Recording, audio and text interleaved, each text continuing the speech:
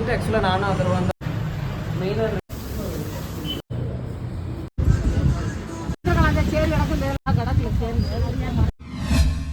Hi all, welcome back to my channel. இன்றைக்கி இந்த வீடியோவில் என்ன பார்க்க போகிறோன்னா, இன்றைக்கி எனக்கு கோர்ட்டில் ஹியரிங் இருக்குது. காலையிலேருந்து ஈவினிங் வரைக்கும் என்னெல்லாம் பண்ண போகிறோம் அப்படிங்கிறத இந்த வீடியோவில் பார்க்குறோம். நிறைய பேர் ஆக்சுவலாக ரெக்வஸ்ட் பண்ணி கேட்டிருந்தீங்க, கேஸ் என்னாச்சு, அதுக்கப்புறமா எந்த ஸ்டேஜில் இருக்குது. ஒரு சிலர் வந்து என்ன மாதிரியே ஃபேஸ் பண்ணிகிட்டு இருக்கிறவங்க, அந்த கோர்ட்டு கேஸுன்னு அலைஞ்சிட்ருக்க ஒரு சிலர் வந்துட்டு கீழே ரெக்வஸ்ட்டாக கேட்டிருந்தீங்க. ஒரு சில ஆன்சர் என்னால் கொடுக்க முடியாது, என்னோடய கேஸ் வந்து ரன்னிங்கில் இருக்கனால. உங்களுக்கு என்னெல்லாம் யூஸ்ஃபுல்லாக இருக்குமோ ஒரு சிலது நான் முடிஞ்ச வரைக்கும் இந்த வீடியோவில் ஷேர் பண்ண பார்க்குறேன். ஸோ மார்னிங்கே எழுந்திரிச்சு லாஸ்ட் வீடியோவில் நான் ஷேர் பண்ணியிருந்தேன், ஷார்ட்ஸில் ரீல்ஸில். இன்றைக்கி ஹியரிங் இருக்குது, 2 days முன்னாடி தான் போட்டிருந்தேன்.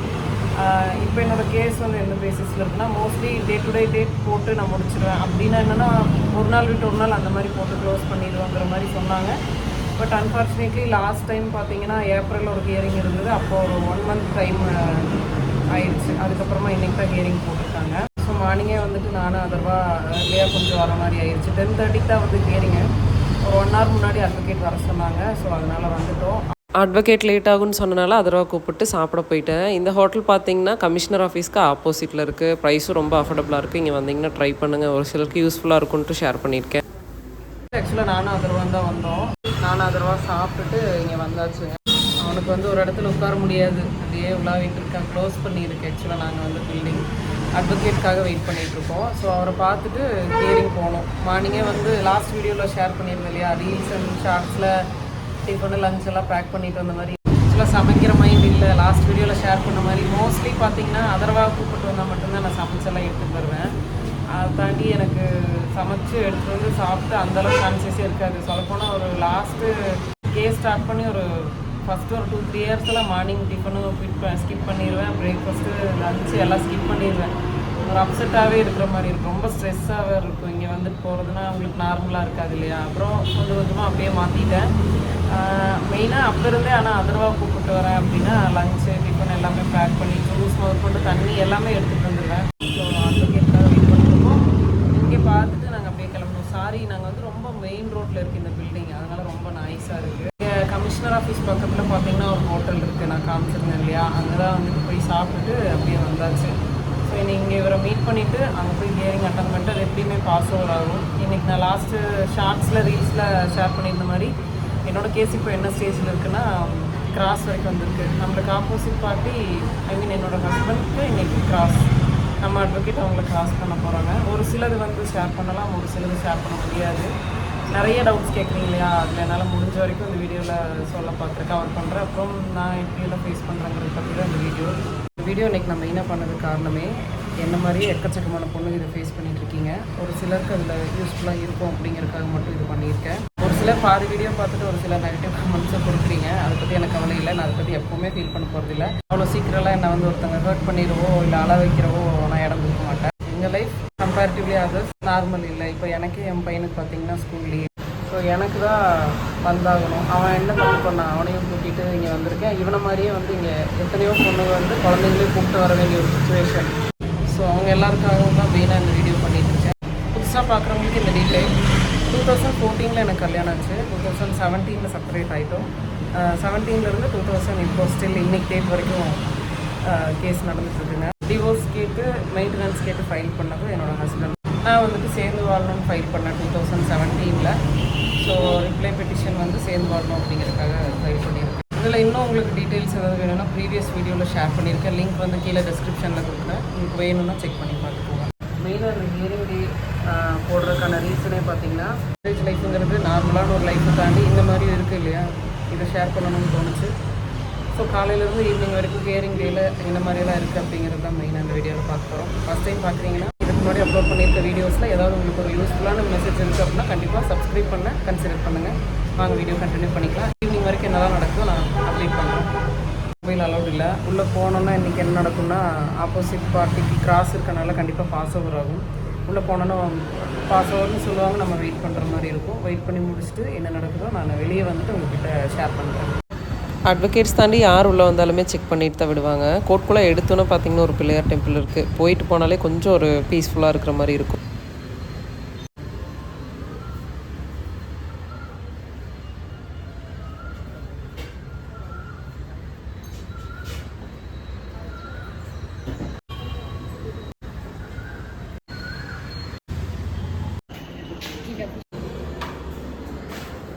ஆக்சுவலாக உள்ளே போனதுக்கப்புறம் பார்த்தீங்கன்னா கிட்டத்தட்ட 10:30 மணிக்கு ஸ்டார்ட் பண்ணி 12 மணிக்குள்ளே கூப்பிட்டுட்டு பாஸ் ஓவர் ஆகிருக்குங்க. திரும்ப ஆஃப்டர்நூன் வந்து போகணும்.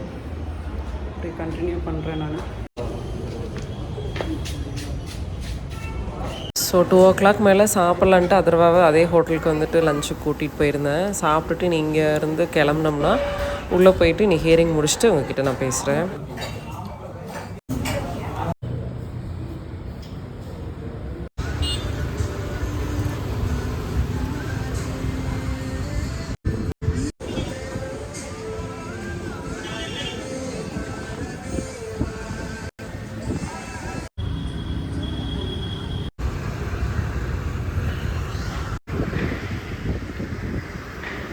ரெண்டு மணிக்குள்ளே போனது கிட்டத்தட்ட ஒரு 5 மணி ஆயிடுச்சு. இப்போ தான் வெளியே வந்தோம். வெளியே வந்துட்டு சரி கொஞ்ச நேரம் விளையாட விட்டு கூட்டிகிட்டு போகலாம் அப்படின்னு சொல்லிட்டு இங்கே பார்க்குக்கு வந்தேன்.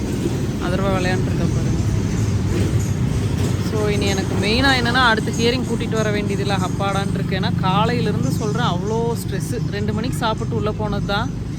உள்ளே போனோன்னே என்ன சொல்கிறது, ப்ரீவியஸாக பார்க்குறவங்களுக்கு மேபி ஓரளவு புரியும். புதுசாக பார்க்குறீங்கன்னா தயவு செஞ்சு ப்ரீவியஸ் vlog பார்த்துட்டு உங்களுக்கு எதாவது டவுட் இருக்குது அப்படின்னா கேளுங்க. முடிஞ்சால் கீழே கமெண்ட் பண்ணுங்கள், நான் ரிப்ளை பண்ணுறேன். என்னோடய லாயர் வந்து கிராஸ் பண்ணாங்க.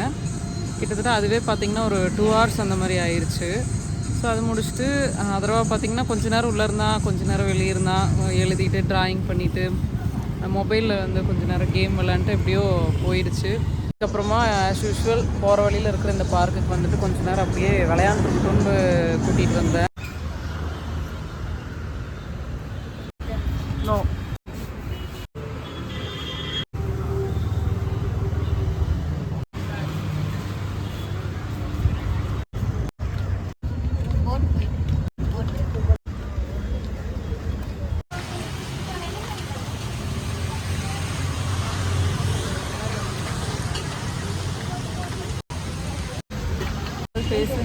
இந்த கிளைமேட்ல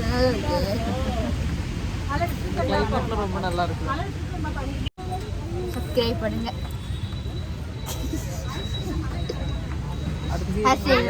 சொல்லாதீங்க.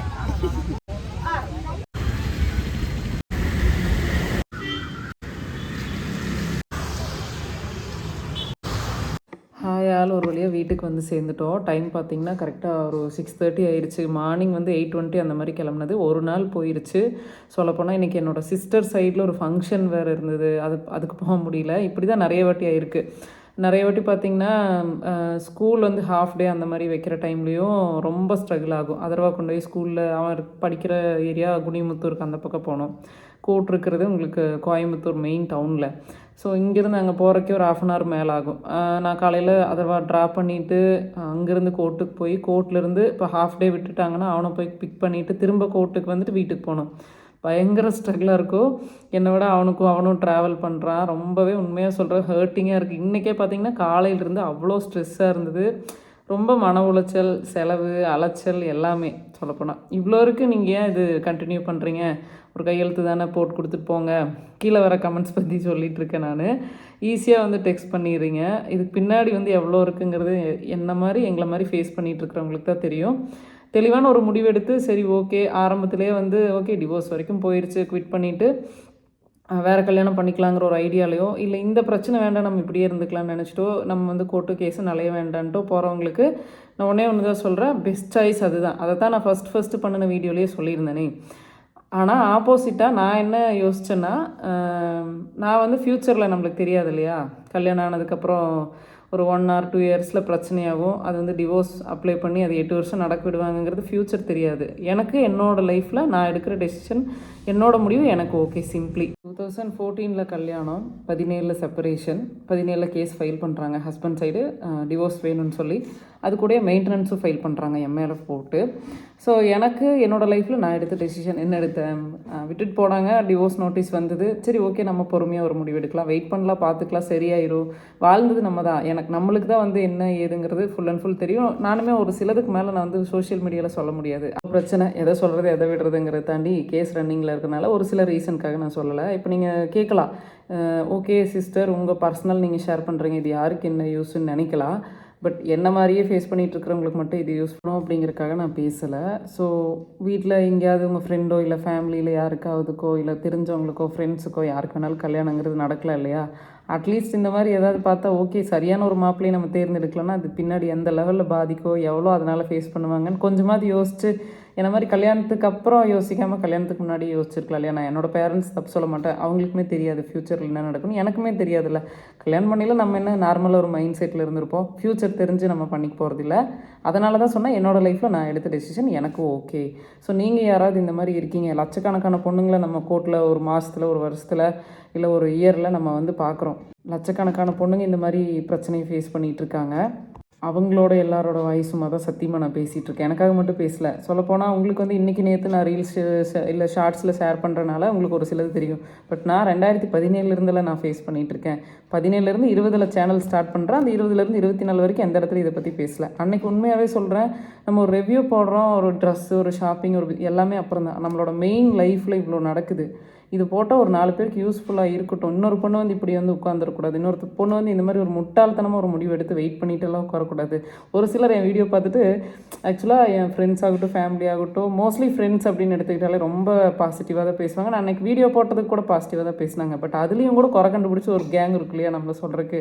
இதுக்கு தான் நான் அன்றைக்கே சொன்னேன் அந்த முடிவு எடுக்காத அப்படின்னு. அப்படி நினைக்கிறவங்களுக்கு ஒன்று தான் சொல்கிறேன், இப்போவும் நான் எடுத்த டெசிஷன் என்னோடய லைஃப்பில் எனக்கு கரெக்டு அப்படின்னு தான் நான் சொல்கிறேன். பட் இன்னொரு பொண்ணுன்னு சொல்கிறதுக்கு காரணம் என்னென்னா, மறுபடியும் இந்த மாதிரி ஏதாவது பிரச்சனைகள் எங்கேயாவது யாராவது இருக்கீங்கன்னா உண்மையாக சொல்கிறேன், இந்த மாதிரி ஒரு டெசிஷன் எடுக்காதீங்க. அது வந்து அவ்வளோ கஷ்டமாக இருக்குது. உண்மையாக சொல்கிறேன், நான் நைட்டு இன்னைய வரைக்குமே நிம்மதியாக தூங்கி ரொம்ப வருஷம் ஆச்சு, 8 வருஷம் ஆச்சு நான் நல்லா தூங்கி நல்லா சாப்பிட்டு. ரொம்ப கஷ்டமாக இருக்குது. அதனால் நீங்கள் அந்த டெசிஷன் எடுக்காதீங்க. ஸோ உங்களுக்கு புரியுதா இல்லையான்னு எனக்கு தெரியல, என்ன மாதிரி ஒரு டெசிஷன் எடுக்காதீங்க. எனக்கு நான் எடுத்தது கரெக்ட், அது மட்டும்தான் நான் சொல்கிறேன். இல்லை நான் அதர்வா கூட்டிகிட்டு போன டைம் காலையில் பார்த்தீங்கன்னா 8:30, வீட்டுக்கு வந்து சேர்ந்த டைம் 6:30. ஒரு நாள் எனக்கு அதிலே போயிடுச்சு. நான் மட்டும் இல்லை, என்ன மாதிரியே பிரச்சனையை ஃபேஸ் பண்ணிகிட்டு இருக்கிற எல்லாரும் தான். உண்மையாக சொல்கிறேன், எனக்கு இது போடணும்னு தோணுதுக்கு ரீசனே இன்னொரு பொண்ணு இப்படி வந்து உட்காரக்கூடாதுன்னு தான். அதாவது கல்யாணத்துக்கு முன்னாடி யோசிக்கலாம், கல்யாணத்துக்கு அப்புறம் யோசிக்க முடியாது, நம்மளுக்கு அந்த ஒரு சான்ஸே கிடைக்காது. அதுலேயும் குழந்தைன்னு ஒன்று வந்துட்டால் ஃபுல் அண்ட் ஃபுல் லைஃப் ஸ்டைலே வேறு. நம்ம வந்து கல்யாணம் பண்ணிவிட்டு சிங்கிள் மதராக வாழ்றதுக்காக கல்யாணம் பண்ணிக்கிறோம் இல்லையா? நார்மலான ஒரு லைஃப், அது நல்லதோ கெட்டதோ எல்லாருக்கும் இருக்கிறது என்னது, ஒரே ஒரு லைஃப். அது நல்லபடியாக அமைஞ்சிட்டா பரவாயில்ல. ஸ்ட்ரகிள்லேயே ஃபேஸ் பண்ணி ஒரு சிங்கிள் மதராக வாழ்றதுக்காகவே எல்லோரும் என்ன கல்யாணம் பண்ணிக்கிறாங்க கிடையாது. ஸோ யோசித்து முடிவு பண்ணுங்கள். உங்கள் ஃபேமிலி ஃப்ரெண்ட்ஸு இல்லை யாராவது எங்கேயாவது ஏதாவது தெரிஞ்சவங்க கல்யாணம் பண்ணிக்க போகிறாங்கன்னா தயவு செஞ்சு சொல்கிறேன், அரேஞ்ச் மேரேஜ் அப்படின்னா அப்படியே ஒரு மாப்பிள்ளை தேர்ந்தெடுத்துட்டா ஆச்சு. ஏன்னா நம்மளோட வாழ்க்கையோட மறுபாதி லைஃபே வந்து அதை நம்பி தான் இருக்குது. எனக்கு அப்போ தெரியாது, நான் கல்யாணம் பண்ணிக்கல. எனக்கு மைண்ட் செட் நான் ஜஸ்ட்டு 21 22 அவ்வளோதான், கல்யாணம் அவ்வளோதான், வேறு எந்த இதுவும் கல்யாணம் அது வந்து இப்படி தான் இருக்கும் அப்படி தான் இருக்குது, ஃப்யூச்சர் தெரியாது இல்லையா? அப்படியே ஃப்ளோவில் போச்சு. அது இங்கே கொண்டு வந்து இவ்வளோ தூரத்தில் இந்தளவுக்கு ஒருத்தர் அது பாதிக்கும் அப்படிங்கிறதெல்லாம் எனக்கு ஃபேஸ் பண்ணில தான் தெரியுது. அட்லீஸ்ட் மேபி இதை ஷேர் பண்ணால் ஒரு பொண்ணு ஒரு கல்யாணம் பண்ணிக்கிறதுக்கு முன்னாடி ஓகே நல்லா தான் ஒன்று தேர்ந்தெடுக்கணும், லவ் மேரேஜோ அரேஞ்ச் மேரேஜோ அது யோசிச்சு ஒரு டெசிஷன் எடுப்பீங்க இல்லையா? அதுக்காக மட்டும்தான். எனக்குமே வந்து 8 வருஷம் வெயிட் பண்ணுறேன் தான்.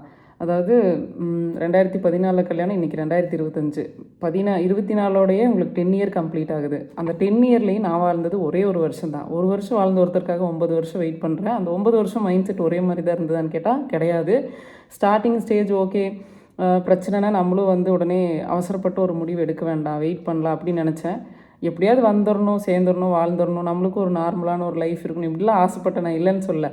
பட் 9 வருஷமாக நீங்கள் யோசிச்சு பாருங்கள், இருந்து ஒன்று பழகிட்டேன், இன்னொன்று நிறைய அனுபவிச்சிட்டேன், நிறைய ஃபேஸ் பண்ணிட்டேன். ஃபுல் அண்ட் ஃபுல் ஸ்ட்ரகிள் தான். ஸ்ட்ரகிள் கடையில் கொஞ்சம் சிரிப்பேன், அவ்வளோதான். 2 இயர்ஸ்க்கு அப்புறமா ஒரு செகண்ட் ஸ்டேஜ்னு சொல்லலாம். அப்போ எப்படி இருந்ததுன்னா ஓகே சரியாகலனாலும் பரவாயில்ல, இதுதான் ரியாலிட்டி, நம்ம அப்படியே ஃப்ளோவில் போய்க்கலாம், அவ்வளோதான் அப்படிங்கிற மாதிரி இருந்துச்சு. அவ்வளோ ஸ்ட்ரகிள் ஃபேஸ் பண்ணியாச்சு. எனக்கு என்னோட கேஸில் எனக்கு வேணுங்கிறது என்னென்னா, அதை தான் ஓப்பன் கோர்ட்டில் ஜட்ஜ் கிட்ட கூட லாஸ்ட் ஹியரிங்கில் சொல்லிட்டு வந்தேன். சேர்ந்து வாழணும் இல்லை டிவோர்ஸ் கொடுக்கணும் அப்படிங்கிறத விட எனக்கு என்னோடய கேஸில் எனக்கு என்ன வேணுமோ அதை நான் சொல்லிட்டு வந்திருக்கேன். எனக்கு கொடுக்குறது ஜட்ஜ்மெண்ட்டாக இருக்கக்கூடாது, ஜஸ்டிஸாக கொடுங்க அப்படிங்கிறத கேட்டு வந்தால் எனக்கு நான் வந்து விரும்புகிறதோ அதுதான். எனக்கு வேணுங்கிறது ஜட்ஜ்மெண்ட் கிடையாது, ஜஸ்டிஸ் தான். ஸோ உங்களுக்கு இந்த வீடியோ பிடிச்சிருந்ததுன்னா மறக்காமல் நம்ம சேனலை சப்ஸ்கிரைப் பண்ண கன்சிடர் பண்ணுங்கள். vlog யூஸ்ஃபுல்லாக இருந்தது அப்படின்னா மறக்காமல் கீழே ஒரு லைக் கொடுத்துருங்க. தேங்க்யூ ஃபார் வாட்சிங். வேறு ஒரு யூஸ்ஃபுல்லான வீடியோவில் மீட் பண்ணலாம். பாய்.